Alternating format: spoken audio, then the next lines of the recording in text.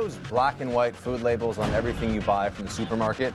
Well, the Obama administration thought that they needed changing, and this is the first alteration of them in 20 years. In fact, it was Mrs. Obama who made the announcement today at the White House. Now, some of the changes include adding a line describing what type of sugar is in the product, added versus what occurs naturally in the food, and increasing the serving size to a more realistic portion.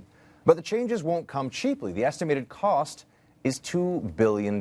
So joining me for tonight's Q&A to look at this issue is Jeff Stier. He's a senior fellow at the National Center for Public Policy Research and head of their risk analysis division. We appreciate him joining us now here to discuss just what happened with Michelle Obama today. Thank you, sir. Good to be with you. Was this necessary at all? What do you think about this change? No, look, obesity is a problem, but the government can't come in and solve the obesity problem. Bigger warning labels on food, and that's what they are, warning labels, are not going to teach nutritional literacy. Now, we can show folks what the new food label will look like before and after on our screen here. They're going to be moving the percentages over to the left. You can see calories are huge in your face now, calories. I have to say, I'm surprised. I didn't know that the problem was that people actually couldn't read them. I suppose that's what they think the problem is here. I will say, however, though, that portion size, some manufacturers do get a little creative with, this potato chip bag has 8 servings in it when it's not the biggest bag you've ever seen.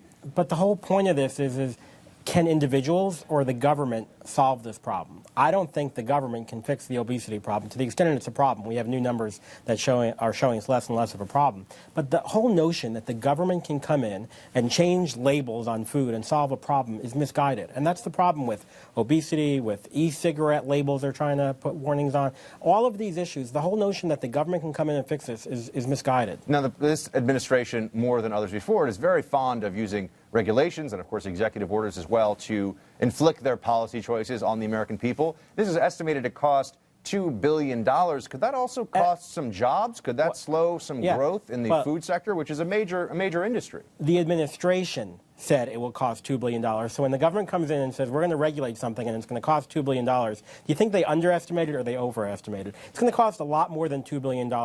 Industry was part of this. Some of the left-wing activist groups are thrilled by this.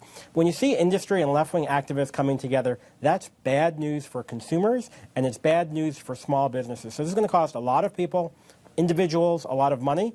And it's not going to solve the problem. Why are they doing it? Now, Jeff, you can drop back and punt on this one if you want, but it seems to me that there's a conflation here of the role of the First Lady with the real policy issue that the FDA is going to be implementing. Using the First Lady to trot this out there and make everybody sort of get in line seems to me to be a little bit beyond her brief, as we used to say in the intelligence community. What do you think about that? Well, you're 100% right. She's been involved in Let's Move, and that's been a kind of a moderate program to encourage people to move.